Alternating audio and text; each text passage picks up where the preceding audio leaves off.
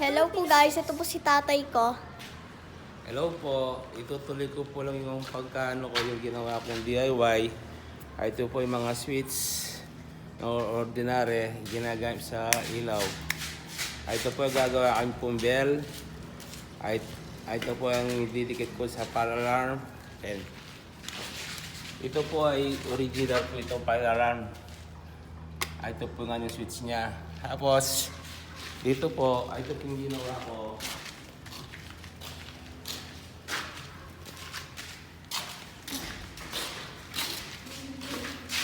Ayan po yung ginawa ko. Tapos dinikit ko lang po ito.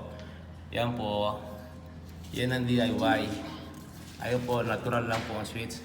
Ito po, nasa third floor po kami. Umaandar na po yan. Yan.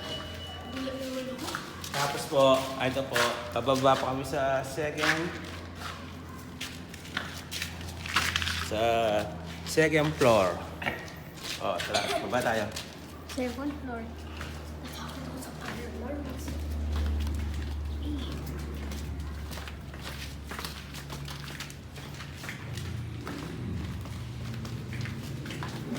Yan po, nasa second floor po kami.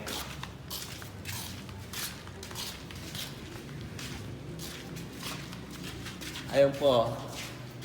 Yung po sinasabi ko sa inyo, pangatlo na po yan. Umaandar na rin po yan. Kaya hindi ko na po papayanda rin kasi po may nagtatrabaho. O ito po, sa second floor po yan. Pakita mo yung bell. Ayan po yung bell. Sa second floor po yan. First, third floor, second floor, may bell po yan.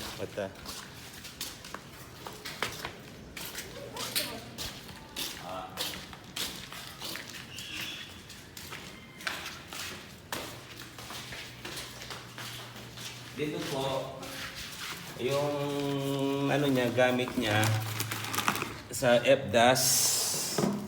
FDAS po ito. Ito po, mura lang po ito. Sa ano po binili ito, Shopee. Ayan po. Nasa ano lang po ito, nasa Zoom 2 po ito. Nasa ano lang po ito, 4,000 plus lang to. Ayan po, kompleto na po yan. Ayan, pero mayroon po siya di battery. Ayan para sa battery. Negative, positive po yan, ayan Tapos pwede rin po sa kuryente. Yan po sa FDAS. Abangan na lang po ito.